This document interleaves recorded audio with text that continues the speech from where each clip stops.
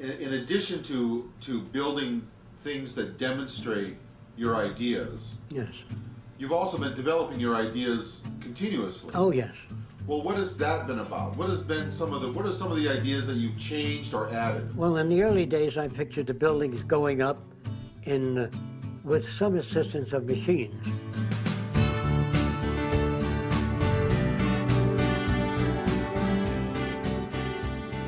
Later, I devised particular types of machines that can erect particular kinds of buildings very quickly.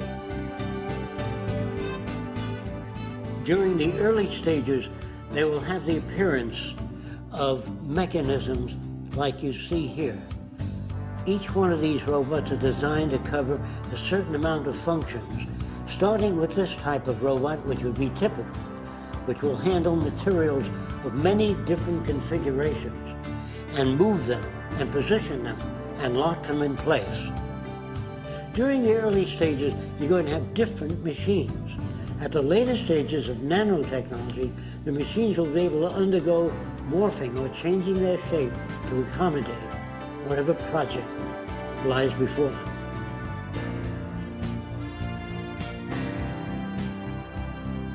This represents a relatively complex aluminum extrusion. Those of you that are not familiar with that, if you were to take a toothpaste tube and cut the letter T in the opening and squeeze the toothpaste, it would come out like a letter T. And this is how extrusions are made. However, in the future, it may be possible to extrude complete apartment houses, apartment building units or modules. The machine would extrude the apartments, then they'd be cut automatically to length. This lift unit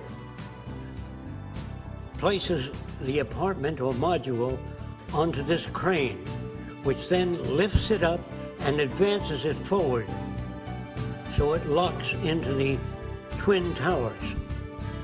It is coupled together automatically, requiring no human labor. This extruder can be faced with different dies to mold different shapes. Almost an infinite variety of shapes can be extruded.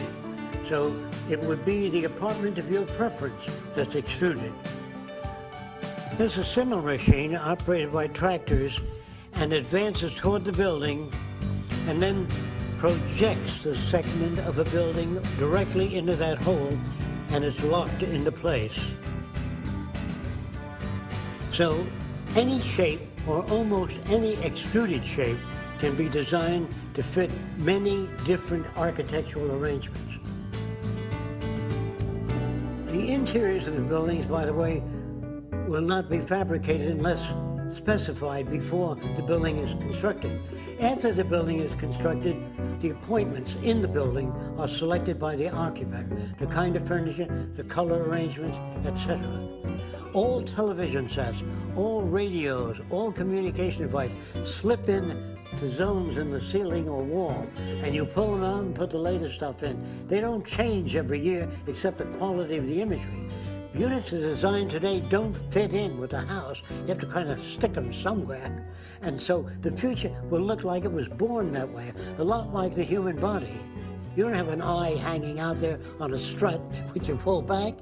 And that's what furniture looks like. The interior of a house, to me, looks like a lot of stuff piled up. It doesn't look like it was born that way. It doesn't fare together like most natural things do.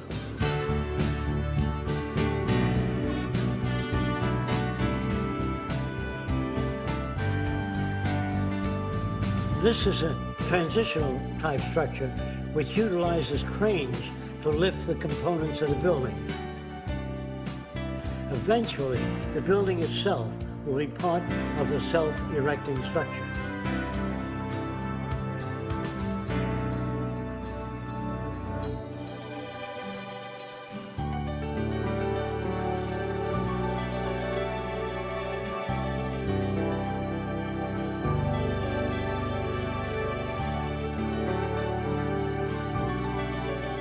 If there are particular areas that people do not want to live in, or seem not to want to live in, we can build underground cities in the polar regions, tremendous cities, 1/4 mile in diameter.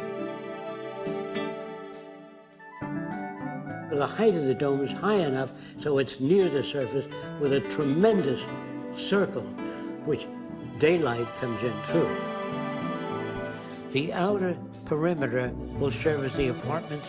The intersection will have lakes and tennis courts and fields and parks. As you see these surrounding elements here, there are elevator shafts in them.